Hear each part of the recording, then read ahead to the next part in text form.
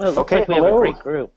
Yeah, yeah, it's exciting to see everybody joining us. I'm sure people will continue pouring in, but I want to welcome everybody to today's first Dear Stop It Now webinar.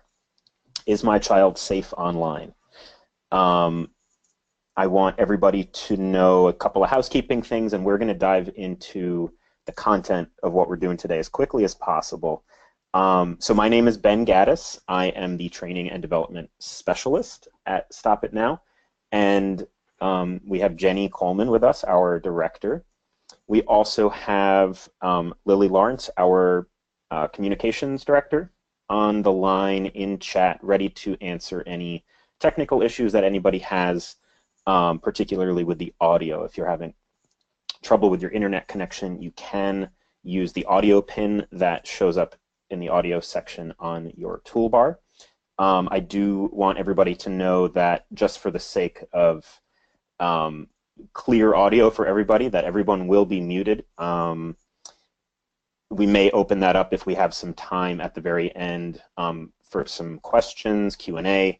But please do feel free to use the chat section today to share any thoughts or comments as we go along. We welcome that. And let's see, that's good there. Okay, so welcome again. Great. Well, you know, we're really excited to bring this webinar to you all. Our helpline really relies on the Stop It Now principle that we need courageous conversations in order to prevent sexual abuse. We need skills, and we need the confidence and the comfort to be able to have really difficult conversations. So when Ben and I were thinking about this webinar series, we realized that it was really a wonderful thing to be able to share conversations with you that we regularly hear through emails, chat, and letters and phone call on our helpline. So that's really how we came to design this webinar. And it's not so much an educational webinar as it is sharing this conversation. But what we're going to do is read a couple of letters that are live letters that we've shifted identifying information. We've hidden some of the identifying information. We're certainly mindful of confidentiality. So these aren't the exact letters, but they really do represent some themes that we're hearing, and the scenarios are absolutely real. And we're hoping by sharing those scenarios with you, we'll be able to use those as a bit of a jump off into some more information to help you keep the children in your life safe.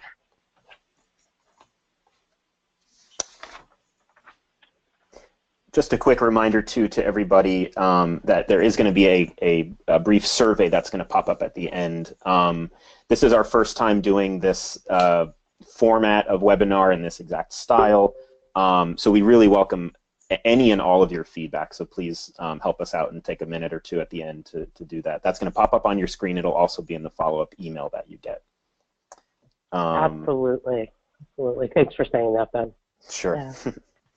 Great. Well, and so let's get to the actual content of the letters. We're going to be talking today about prevention in the digital world. And as I said, as we look over the kind of inquiries that we get to the helpline, we are seeing a little bit of an uptick in our questions about keeping children safe in the digital world. And, you know, we know that everybody that's here today is someone who's committed to children's safety, and that you may even be specifically concerned about a child's risk online.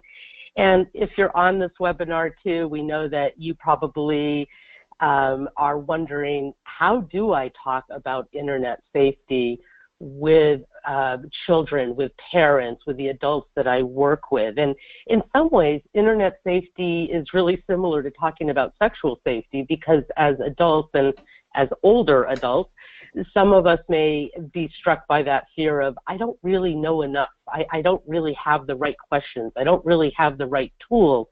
I'm afraid of sounding stupid or even super paranoid. So we want to be able to, again, bring that conversation live for you so that you're not feeling stupid, and so that you are feeling prepared, and that even if you don't have all of the answers, you have the pathway to be able to find those answers to keep kids safe.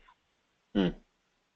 Exactly, and we're trying to think of the digital world, the world of social media, and just the internet in general, kind of as another environment in which kids are definitely at risk. So much of the helpline calls that we get, really, these things are starting to overlap more and more, that there's technology plays some kind of role in the problem, the situation that people are calling about. What our goal is for everybody that's doing prevention work, and for any parent out there, is that these conversations really become one conversation, that the confidence, the tools you have in talking about sex and sexuality and relationships, et cetera, with kids, it kind of blends into talking about safety online. So that, for example, if my 15-year-old, if I find out that she's having cyber sex online with an adult, that I know how to talk about cyber safety, I know how to talk about sexual safety, and they're coming from the same place. I have my hearts lined up, if you will, to be able to really address her where she's at. So there's this little quote, if you will, on the screen here, that the internet is an incredible, complex place that gives access to kids. Sorry, that gives kids access to the world, and it also gives access of the world to kids. That was a mouthful to get through. And the reason I actually have this up here is because I think we sometimes forget the first part of this, that when we kind of go into some of the darker, scarier, riskier things that kids get into online, we forget that it's also this amazing, wonderful place, and why people are attracted to it, why kids in particular are attracted to it, and that it really helps us build our credibility when we do have these hard conversations with our own kids, that they know that we're not just we're coming at it authentically. We use the internet. We understand how great it is and why they do. So just a little bit on that. Yeah, and absolutely. And I want to add, just as a final note, that one of the real foundations of Stop It Now's model is to infuse hope. Hope that we can prevent child sexual abuse, hope that we do have the courage to have these difficult conversations, hope that we will be comfortable with the tools that we're using. And so one of our goals for this webinar and for all the work that Now does is that anybody feels more hopeful that they're able to keep children safe. Mm-hmm. Excellent. What I'm going to do, we're going to read our first letter in just a moment, but what I'm going to do really quickly is I'm going to launch a poll that we've prepared.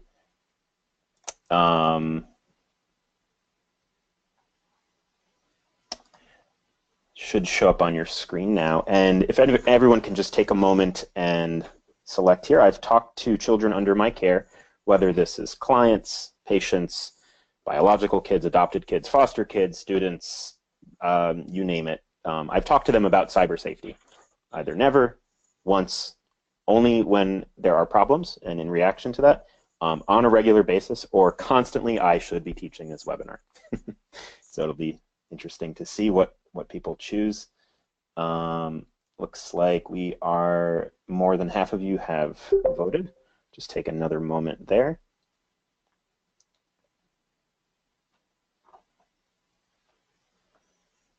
And you'll see when we come back in a minute why exactly this is an important thing to kind of assess in our group here today.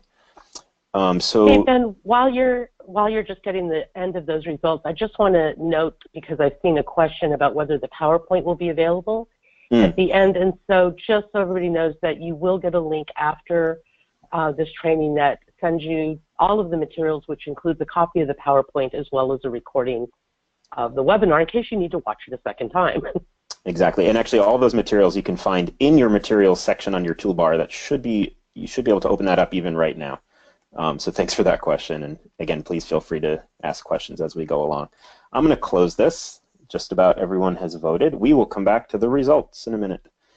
For now, we just did that. Let us launch into our first letter. So this is, again, like Jenny said, a letter that where the identifying details have been changed, but it's really generally what we heard. Dear Stop It Now Helpline, and I just have to move my own toolbar so I can actually see it. My 12-year-old daughter is on Facebook. She's a good kid. She goes to church, no drugs or anything like that. There are men writing on her wall, on her Facebook wall, who say things like, "I'm glad to be your friend." One such person is a guy who graduated high school in 1976. He supposedly owns a pool and spa cleaning business. This may be completely innocent, but what's a 53-year-old guy doing being friends with a 12-year-old girl? Should I be concerned? Yeah, well, my first response to this is, yes, you should be concerned. And when we responded to this parent, that's the first thing that we said. Thank you. Thank you for paying attention. Thank you for asking questions, validating her curiosity, her concern, and the fact that she's reaching out, because we know that child sexual abuse really thrives when we don't talk about it. And so it's so important, whether it's in your home, in your school, in the neighborhood, in your church, or in the cyber world, this new environment that we're trying to figure out how to engage with safely for kids, that when we have questions, that we have concerns, that we bring them up. And it's a huge tool. We sometimes overlook the importance of just talking about the concern. When we come outside of our head and we talk to friends, colleagues, professionals, we're already beginning that path of feeling hopeful that indeed we can do something to keep our kids safe. So when we wrote back, we just said, good job, parents. Then we go through our safety planning. We talk about everything from communication, how important it is to have safe conversations with her daughter, talking about the risks, but also talking about what is good on the internet, what she can do. And then we can lead into where are the dark areas, where are the concerns, where are the warning signs. So tools for this parent in learning more about the internet, learning more about social apps, learning more about how her daughter and just children at large are engaging is really important in helping prepare this parent for a more protective response. We always want to encourage her to just stay engaged, to continue to monitor her daughter's use of the internet and of the social apps, giving her some tips, directing her to some internet resources. And Ben and I will talk a little bit more about what some of these tools and tips are in a bit. And, we also bring up for a parent where to go for help. It may be that there's something that they feel they're ready to report, and we'll talk a little bit more later about reporting. But it is important to know, how can I address Facebook itself about my concerns? And is there other authorities, other resources that I should be talking with when I have a concern about a potential at-risk person online? One of the things that's really hard when we get these letters is we don't know the backstory. I mean, certainly when we're on a phone call with someone or even a chat, we can ask some more questions. But in this case, these kinds of letters leave us with a lot of questions. What is this parent's comfort level with the cyber world, with social apps, with Facebook itself? She's described her daughter as a good kid, goes to church, no drugs, but we still don't know about this child's vulnerability. But why is she being targeted? Why is this 53-year-old guy seeking her out?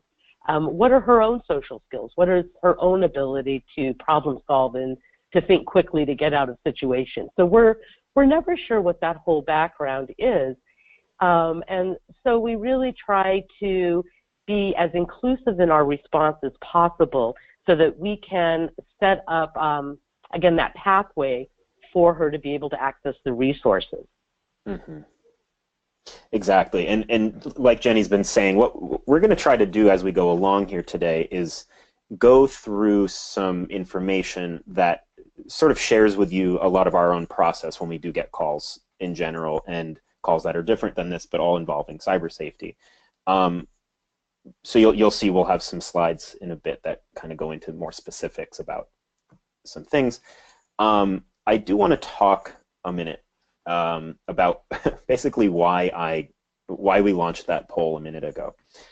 So if you look at this graph here about the digital divide, you might start to see, get a hint as to why. And this all comes from a study that McAfee, the antivirus people, did with about 2,000 parents and youth, where they survey them to try to get a sense of the gaps between the parents' perception of their kids' internet use and the kids' own perception. And there's so much in this. It's actually in your materials section, a link to the study that points out the difference.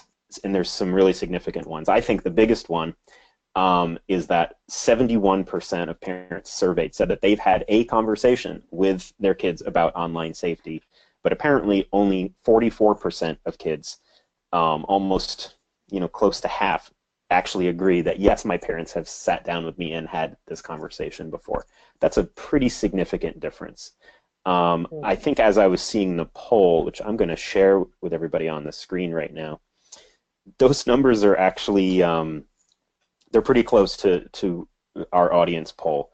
12% never, 6% once, 15% in reaction to problems, 65% on a regular basis, and 3%, which I'm guessing is one of you out there, says I should be teaching this webinar, which is, we're glad to have you.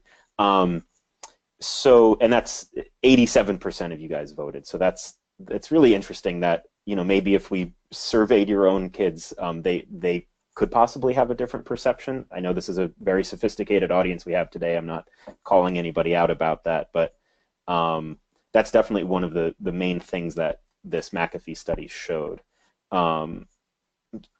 Another big thing, maybe less surprising, is that parents are not generally as aware of when their kids are being mistreated online. You see that in the second graph there.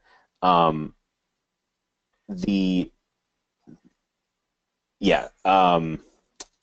last part there, saying that the percent of parents overwhelmed by technology,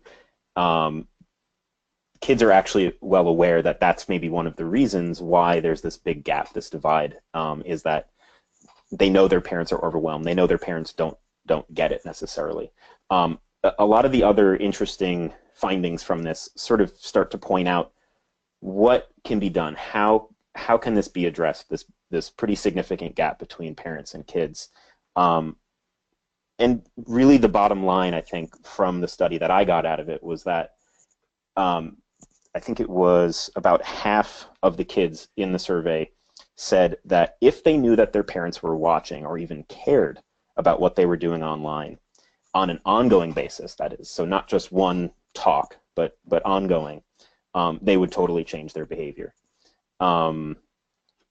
So lastly, I'll say that they also talked about how close to 70% of all kids surveyed said that at some point or ongoing, they hide what they're doing online, whether that's on their smartphone, on a computer, things like minimizing apps, having hidden apps on their smartphones, all kinds of things to hide from their parents or adults, what they're doing. And one of the things we want to continue to think about is that kids don't necessarily do this because they're up to really shady things. They might be afraid to talk to their parents about the things that they're looking at, who they're talking to, etc. So that just some kind of backstory to how we start to think about this when we hear that, yes, I've talked to my kids about cyber safety. Well, and absolutely, Ben, this really illustrates how crucial it is that parents and other caring adults have conversations with kids, that they keep talking to kids.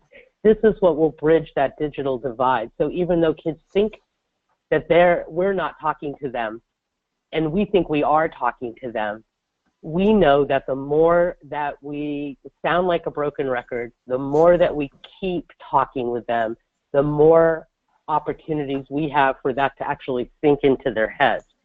And what becomes really important is thinking about, how do I talk to my child? And just like this letter writer with her 12-year-old daughter, what really helps is when we have a better understanding of what developmental stage and how that corresponds to cyber use. So what age is my child and what is their engagement actually with the internet, with the cyber world. So we're going to look at this really high level because this isn't certainly a workshop on developmental stages, and there's so much good information out there to get a better understanding of where your child is at based on their age, both chronological and developmental. We also know that these categories, these age groupings are not exact, that there's a lot of uniqueness to all of our kids. But just to give us kind of a high-level, bird's view look at what are we dealing with. So, starting with our younger users, our 0 to 8-year-olds, these kids are passive. It's kind of a one-way street with them. They're using devices. They're using the internet, mostly to play games that there's not another player on the other end. They're using it maybe even as some entertainment, but we don't have that interactive, that engaging piece. Mm-hmm. It's interesting that it makes this youngest age group at relatively low risk when it comes to all kinds of different things online. When the risk really starts is around whether it's 8 years old, 6 years old, sometimes 10 years old, is right when kids start to become interactive. So what we mean by that is when kids actually start to have some kind of online identity. They set up a username with a password. They start downloading things. They're playing games with using an avatar, like a fake name. That's really critical, and that's really when cyber use, I think, starts to become cyber safety. Again, once you have an online identity, it opens up a whole world of vulnerability, as us adults, I think, all know. Absolutely. And now we're at that 10 to 12-year-old group, and this is really the age of the daughter of our letter writer. And now these kids are fully engaged. They are on go, go, go. There's no stopping them. They're fully interactive. They are playing with other people. Maybe they know who they are. Maybe they don't know who they are, but it doesn't matter. They're out there forming their own identity as a person in the cyber world. So the same way that 10 to 12-year-olds, younger for some kids, a little older for others, but they're really beginning to explore their identity within the family, within the home, within the school, their extracurricular activities. Here's another environment where they're developing an identity. And as many of us know, kids can play around with different identities. They may have different identities in the school. They may have a different identity, at their ballet class, in their karate class, in their piano class. They can play around with different identities out here as well. But the other thing is that they're starting to become much more mindful and much more interested in the notion of privacy. And maybe not the way that we're all kind of thinking about privacy these days with the federal government or corporations or advertisers, but more from their parents. This is their world. This is their diary. This is their chance to be on their own without having parental interference or control. And it's also really worth noting that this writer's daughter, this 12-year-old, she is at that age where she is at the most risk. Research has shown us that girls in this age group really are more vulnerable than anybody else to possible abuse, to being pulled into some sort of situation that is meant to exploit them and possibly to harm them. Yeah, we see a couple of great questions coming in on the chat. Also, please just feel free, especially on that last point, we're not going to cover exactly why that is right now, but it would be great to hear people's ideas about, why are 12 and 13-year-old girls the most vulnerable to online predation, if you will. This brings us into the 13 to 15-year-olds. Like you see here, these guys are savvy. They don't just have an online identity, they're changing online identities left and right, maybe. They're exploring their own curiosity around culture, around identity, and especially around things that they're afraid or ashamed to talk to adults in their life about.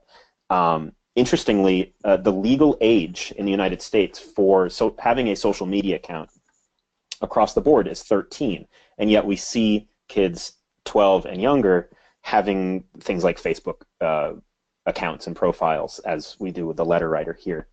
I will just mention briefly something really important to know is that at this age group, when kids are 13, they have been around 20% likely to have seen or been exposed to some kind of online pornography.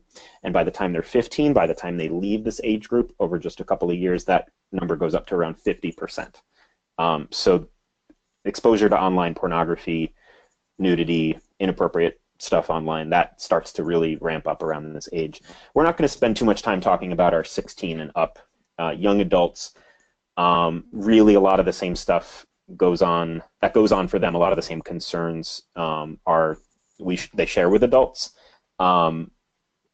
Things start to get really sticky and tricky in the gray area around ages of consent in different regions. One interesting thing, just as we're painting this broad picture though at this older group, is that if kids have been very vulnerable to cyberbullying, being solicited for sex online by strangers, that risk in general starts to go down as kids get older, as teenagers, and more risks around dating violence, more interpersonal within their peer group risks start to arise. Things like sexting and having to think about real long-term consequences for, let's say, again, sharing nude photos on Snapchat or something like that. Yeah, great.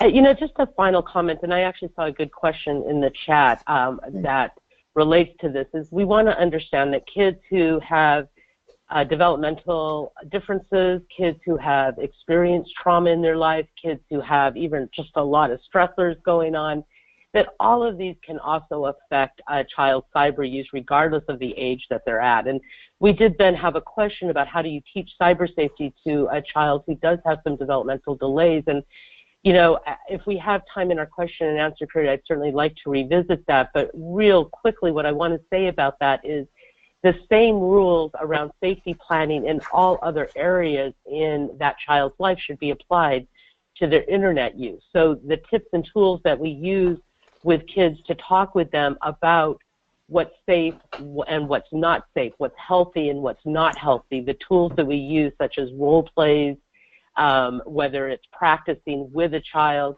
these are all things we still want to apply to children regardless of what their experience or their abilities are. It's just that it may be a much slower process requiring a lot more monitoring and supervision and increased engagement from the caretakers in their life. I think we could probably do a whole webinar specifically on helping kids with developmental differences stay safe online. So I'll stop with that so we can keep moving on. Okay? Cool. Yeah, no, thank you. That's a really great point to hang out on for a second. Let's think about social media. Have a bunch of social media apps. These are the ones that I know are the most popular, again, at least in the United States, amongst kids and teenagers. I'm not going to go through every one of these, but just generally speaking, WhatsApp, Snapchat, Musical.ly, these are, and Kick Messenger, these are messaging apps. Tinder and Grindr are just two of the endless list of dating apps, each of which has, interestingly, their own different age restrictions. You've got the obvious ones, Instagram, Twitter, Facebook I'll come back to in a second because that has to do with our letter writer. I do want to hang out just for 1 second about Kick. Kick is an interesting example of an app that actually, on the one hand, it attracts very young kids sometimes. It's anonymous and it's unauthenticated, meaning that it doesn't link to something like your Facebook account.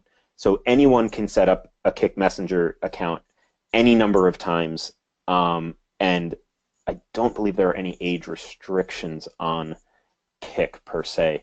So generally speaking, the thing to know about social media apps is that the default settings on so many of these, which change all the time, are often set to have anything you post be public to have your location using the GPS on your computer or phone also be public. Like just the other day in the office, our intern, we were talking about Snapchat, and she said, "Oh yeah, I just found out the other day that um, people know where I am on a map, and no one even told me that.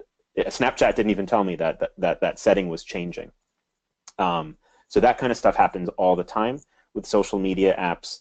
And interestingly, here in the U.S., just recently, like a few weeks ago, there was a big Supreme Court case that made it so that registered sex offenders are no longer able to be prohibited from being on social media as terms of their probation. So that opens up a whole world of concern for kids, especially when, say, they're on Snapchat and they're talking to someone they don't know, and they can see where their location is. So the big piece about all this, what do you do as a parent, and what are we going to recommend to this parent? I'm going to move here.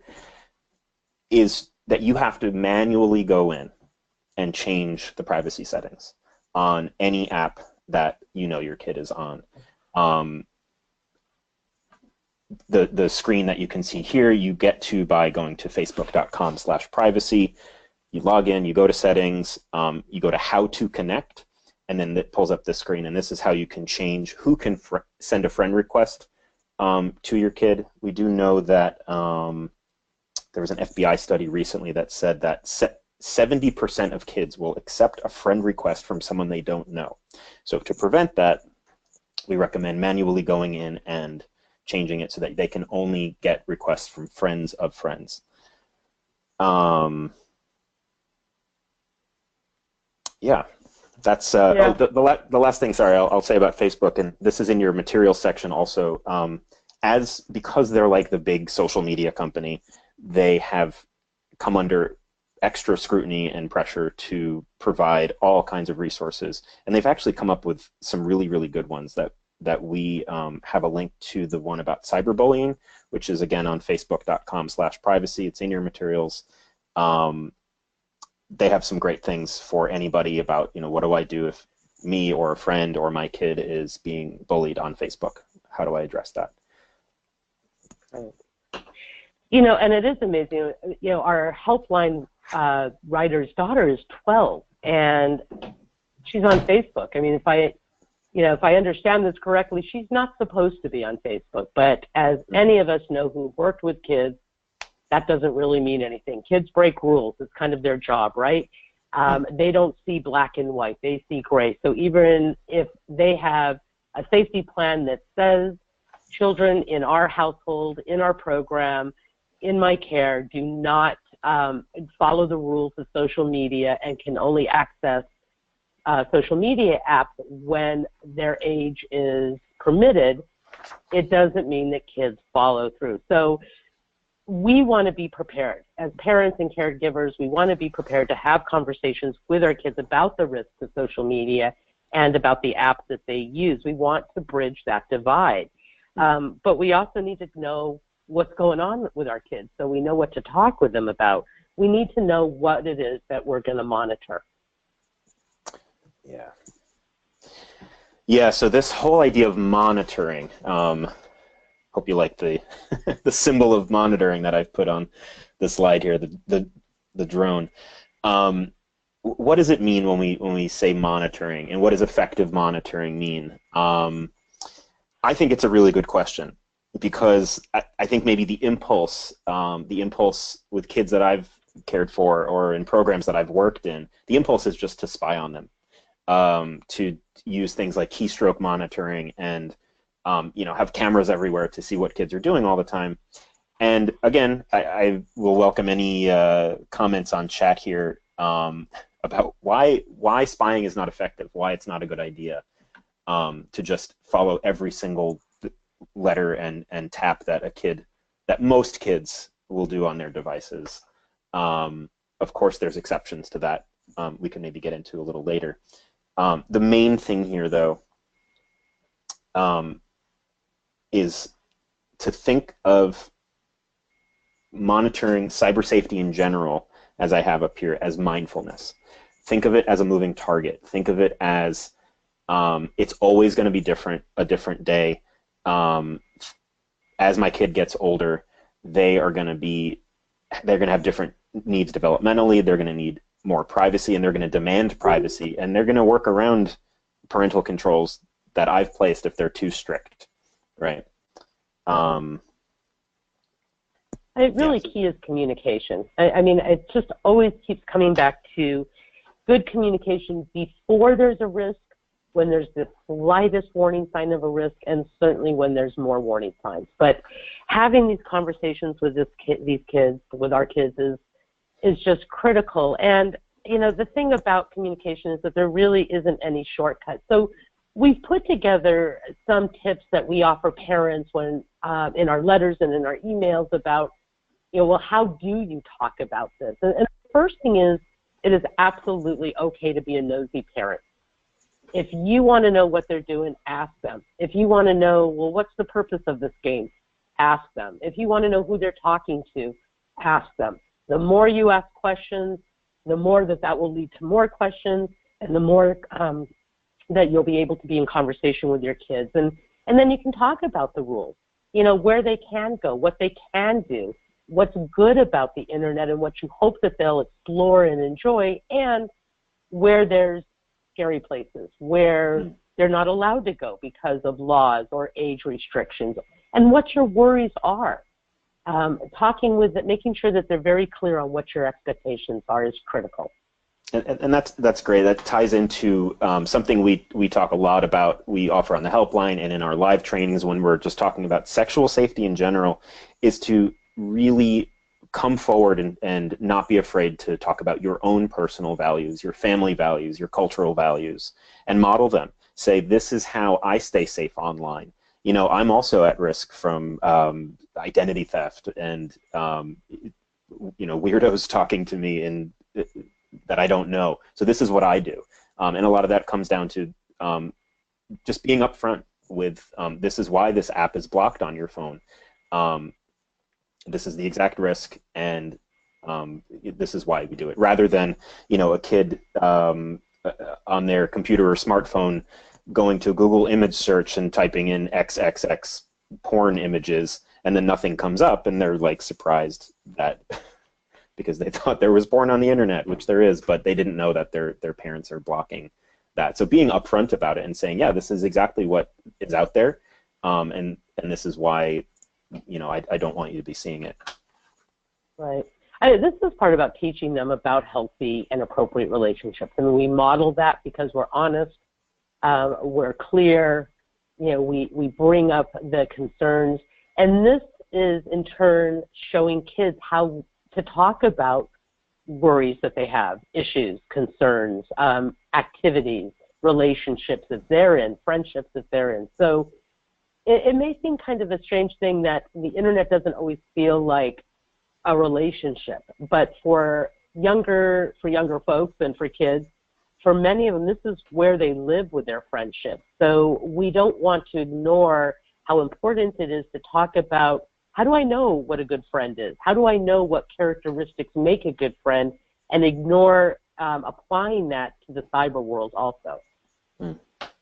Yeah, exactly. And like we have here, we'll get into this a little bit more in the next letter, but talk to them about when something gets uncomfortable. We can almost expect that that's going to happen with our kids.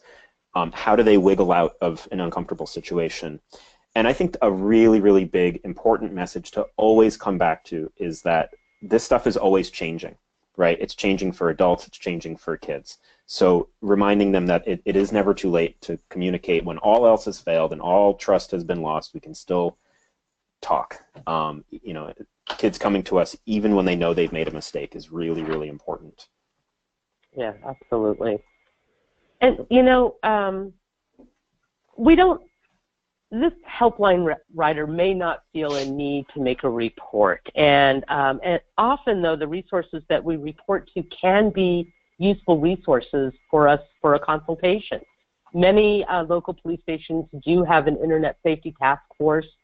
The FBI, and you can see their website up on this screen, along with Homeland Security and Cyber Tip Line out of the National Center for Missing and Exploited Children, are all resources to make reports if anything is found. Somebody has sent your child a link to pornography, you become aware of links to online illegal child sexual abuse imagery, or if you have any concerns. And also, as Ben showed us on Facebook and Instagram and Twitter and many of the other kind of major platforms also have reporting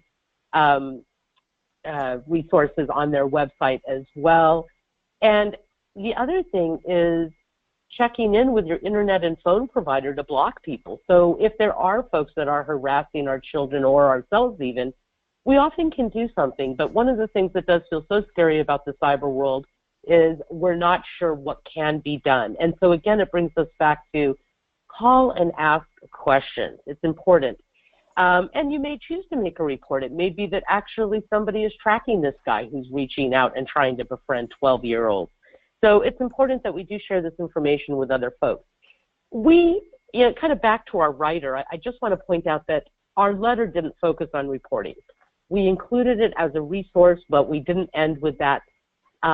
We always want folks, again, to know that level of steps that they can take to keep a child safe. But as we wrap up this letter, I just want to be really clear that we always want to end our letters with that hopeful approach of there are things you can do. What you're doing is already awesome, that you're staying engaged, that you're learning, you're asking questions.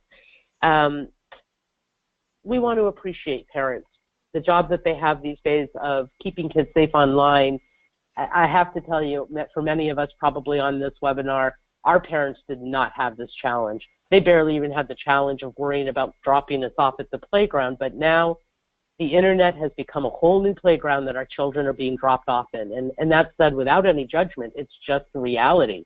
And so we need to be aware of what we can do to keep them safe and to also recognize that it's okay that we don't know and that we're going to keep working to learn more. Right. Great. I just a really quick extra little thing to say about reporting before I change the slide here. Keep in mind, this is, I think, an innocent mistake that a lot of adults make when they do report, that Facebook does not necessarily talk to the police. They have no legal obligation to, that I know of. So what, the big point here being multi-level reporting, that we're giving resources to parents to report at any and all levels that they feel appropriate, knowing that they might not take your report seriously. They might move on. They might have bigger fish to fry. So just a word there. We have a little. We have a slide for Q&A. We did get started a couple of minutes late. I don't know, Jenny, your thought. My impulse is to move My thought is let's go ahead on to our second letter, and we'll grab questions from everything at the end, all right? Awesome, yeah. This one's a little bit shorter. Well, the letter's longer, but the time we're going to spend. So, Dear Stop It Now Helpline, my 8-year-old son plays video games. I just have to move my toolbar down again, excuse me. My 8-year-old son plays video games on Xbox. He was recently introduced to a stranger, supposedly another kid, online in the game. We cautioned our son about playing with people he doesn't know. One day I overheard this person asking my son online if he liked him. My son responded that he just liked him as a friend. Then the person told my son that he felt bullied by some other people online. I reminded my son to never give private information about himself online. I think he then asked for this person's name, perhaps so that he was no longer a stranger. I next found on my son's phone a number of text messages with hearts and "where are you" texts from the same person. Also, this person kept asking my son where he was and telling him to ignore his parents, such as "F your parents if your grades are not good enough," and other things to suggest he was trying to alienate us from our son. I Googled the man's name and found his Facebook page with photos. He is definitely an adult. Unless someone hijacked this person's identity, this adult is targeting my son and pretending to be his age. Please tell me what I can do to protect my son and whom to contact so that if this person is a predator, the authorities can investigate. I love this parent. Can I tell you, I just think that this parent is doing everything that we just talked about. And so again, our response back to this person was, you are awesome. You are doing a great job. You are monitoring your son's use of games online. You're having communication with your son. You're letting your son know what the rules are, where he can go, where he can't go. You are asking questions. You are looking at his phone. You're not just being a passive bystander. You are actively engaged. And even more importantly, this parent has been trusting their gut instinct. That is absolutely a prevention tool, and we sometimes forget to mention it, but I'm sure many of you out there have had that kind of little, feeling, flutter in your stomach, like something doesn't feel right. This parent followed through on that feeling and was able to really recognize a situation where their son was at risk. In this letter also, reporting did kind of jump up in priority. I mean, this parent wants to know what they can do. And so we shared with this parent where they can report, including Cyber Tip Line, as well as some of the other resources that we have seen earlier. And, I'm going to stop real quick because I just thought such a great question, Ben, about why does an 8-year-old have a phone? And that is an awesome question. Yeah. And I think, though, that we have to recognize that in this day and age, it is absolutely not uncommon for young children, even younger than 8, to have phones. Parents are using phones to help stay in touch with children. I'm actually quite amazed with it, but I see young children all the time with phones. So regardless on our helpline whether or not we agree per se with whether a child should have access to a certain device, what we know is that the reality is that they do. And in fact, even if the parents had said, no, you're not able to have a phone, chances are that the 8-year-old may have another friend who does have a phone or who's online, and so they're over at their house getting on the devices. So we still want to have a safety plan. We still want to address the concern. We want to make sure that this parent continues and all parents continue to talk with their children. And even though it's clear that this parent has been giving this child some really great advice and great rules and monitoring, they have to continue to stay engaged, follow it from step to step. Not, hey, just don't do that isn't going to be enough. We want to make sure that parents are following up when they have that concern and maybe even using this experience, using some of these texts precisely to say to their son, so this is what I'm concerned about, that when somebody's telling you who doesn't even know us to F us, to forget us, it raises a warning flag for me. Nobody should be telling you to ignore your parents. So it's really important that we, pay attention to what's going on as a way to help talk about that as a learning experience for the child. And Ben has put up now the slide about looking at this particular age group, the 0 to 8-year-olds, and the 8 to 10 as this child falls a little bit in the middle. Yeah, exactly. And I think it's just building on the question, why does an 8-year-old have a cell phone? That was my right. Same, gut response when I read this letter. The fact is, and we're gonna kind of just skip through this for the sake of time, but I think the main thing to think about is that even if a kid can't have a cell phone, or if they do and it's inappropriate at that age, but maybe they're on Xbox gaming, as we see in this letter, that the world still has access to them in the same way in a lot of ways. So I do want to talk quickly about gaming. Like, it's this whole other world. Like Jenny was saying earlier, it's a whole different playground in a lot of ways than even a lot of other things online. It draws in kids, I think, in my experience, who, for whatever reason, if they're younger, if they have developmental delays, trauma, etc., if they're just generally struggling out in the real world, face-to-face with people, gaming for kids that maybe are more vulnerable is this amazing whole world where you can be anybody and anything. And that's amazing, right? Again, remember that. And it's also social media. So in the US, you can't have a Facebook profile until you're 13, or I think that's internationally. But you can be on Xbox One, Xbox Live at any age, right? So in your materials section, we've also included a link to the Xbox Code of Conduct. It's a little wordy, it's long, but it's actually really interesting to kind of comb through it and see that Xbox, which is Microsoft, they have a ton, just like Facebook, a ton of resources on parental controls and for different age groups and this and this and this. But the fact is, it doesn't actually stop anybody necessarily, especially if those parental controls aren't set up. If you just put your 8-year-old in front of Xbox and say go ahead, and people can have access to them. And interestingly, Xbox, nowhere in their code of conduct directly addresses this exact kind of grooming behavior that we see in this letter. And that's actually, from a lot of news reports I've been seeing in the last few years, is increasingly common. I do have this little slide here just to give you an idea of what chatting looks like in games. This is I was going to say Minesweeper. That was the last slide. This is Minecraft. As a lot of you know, this is an incredibly popular game for kids of kind of any age that can play.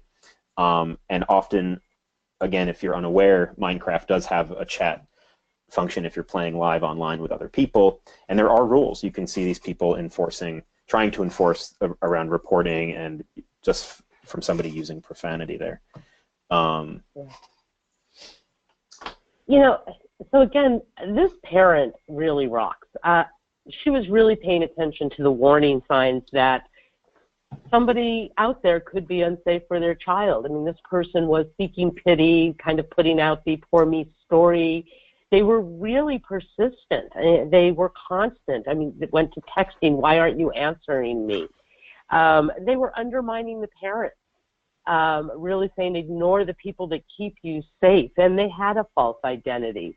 There was flattery, being paid attention to. There's so many tactics that are used by potential offenders online.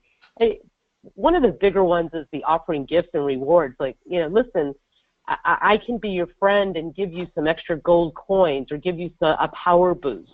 And in that way, they start to become more desirable for kids to be friends with that person that has that extra power, those extra gold coins. So there's a lot of risks for kids that they don't always recognize because they come across in these grooming tactics that just are desirable to them. They're really kind of pegging what the child wants out of the experience online, or they're just targeting the child based on the child's developmental stage and what they know are good hooks for them. That flattery, the seeking pity, threats, fear, etc. Right. Yeah, I'm just going to briefly go over this. Another big thing that came up for me when I'm hearing this letter, which is, okay, so this guy got this kid's cell phone number somehow. The kid has a cell phone, yes, but somehow that number got to this adult. And it brings up this whole huge, it's a whole other field, and we're not going to spend too much time here around cybersecurity and privacy. I've included, out of all the digging around I've done, in your material section, an article by Consumer Reports that came out, I think, within the last year. It's called 66 Ways to Protect Your Privacy Now. It's for everybody, adults and children, but a lot of the stuff is specific to kids. The most remarkable and disturbing thing that's part of the article is that youth are 51 times more likely to have their identity stolen. That's just mind-blowing, and it begs the question of, how did this guy get this kid's number? Could have gotten it on his own, or the kid could have made an innocent mistake by sharing it, even though he knew he wasn't supposed to. Right, absolutely. And just real quickly, some tips. What we want to help parents do is to help them talk to their kids and give them some strategies for how do you get out of an uncomfortable situation. And so, this is one of those times that I think it's okay to tell a child it's okay to tell a lie. It's okay to say, my parents watch everything I do. I can't afford to get into any more trouble. My parents will kill me if they see me here. We also can tell kids to just ignore what's going on, to literally just not respond back, not with a leave me alone or my parents will get mad, but to just not respond. These folks who are looking to engage kids in harmful ways may most likely then just move on from them. Also, doing role plays, really practicing what to say or what to do when this happens, identifying situations with your child about when would you ask me for help? What do you think you would want me to know if somebody was threatening you? What would make it easier for you to talk to me if somebody told you that they were going to hurt you if you didn't friend them? So giving them ideas about what you know, first of all, that I know that there's risk, and how they can approach you. And then finally, Ben, why don't you talk about the taking a picture piece too? Sure. Yeah, I think there's all kinds of little tips and tricks, little things like that you can even just teach your kids how to do. For example, if they're using Snapchat, where the messages in Snapchat apparently disappear after a certain period of time, and if somebody is sexting them, have them take a screenshot, just pushing down a couple of buttons on their phone, so that that photo isn't going to disappear forever. And if the situation escalates and you're going to law enforcement and they say, do you have any record of this? They've got that stored on their phone. Same thing with inappropriate chats on Facebook. Take screenshots, save that stuff. It's definitely something we're talking to parents about doing. Right. So we are 1 minute away from 1 o'clock, and so here's our wrap-up. Our wrap-up really is remember that it's not all terrible, that we really want to keep kids engaged in a healthy way with the internet. They're going to whether we want them to or not, so we might as well make sure that we stay as current, as informed, as engaged as we can, and help them when they're in difficult situations by both practicing beforehand and being available. On that, then, I think we should probably wrap up, and I know it's 12:59, and I've seen some really great questions, and this is part of our newness in this webinar in timing, and we don't want anybody to leave thinking, oh, but I didn't get my questions answered. The electronic world is huge, and I don't think we could probably answer everything in this webinar, and so what I really want to invite folks to do is to please contact our helpline anytime. You see the phone number up on your screen. On our website, there's also a link to email us if you have a specific situation. I see that there's questions about how to keep children safe in other people's homes, and I just want to end with, it's all about safety planning. It's all about the kind of rules and guidelines around privacy and boundaries and consent that you have with your children, whether, again, it's in the home, the school, the playground, or out in the electronic world. So we really, really appreciate everybody joining us today. We can't wait to read your feedback. We really want to learn from you about how we can make this style of webinar with our helpline letters more helpful, more beneficial to you. So please share any thoughts that you have. And we also hope that you'll join us for our next webinar in October. You'll see the date up there, your Stop It Now helpline. I'm worried my partner is a pedophile. A little different content than what we've been talking about today. But we would love to have you join there. And we really thank you all again for everything that you do to keep children safe. So yeah, thank you so much, and have a, go ahead, Ben, say goodbye. Oh, yeah, thank you guys. And again, just a quick reminder, take the survey. It'll also be in the email that you'll get hopefully within an hour. That'll also contain a recording, all the materials that we have today. And again, please just reach out. We're wide open to talking with anybody about questions you have or anything. So thanks again. Thanks. Bye-bye.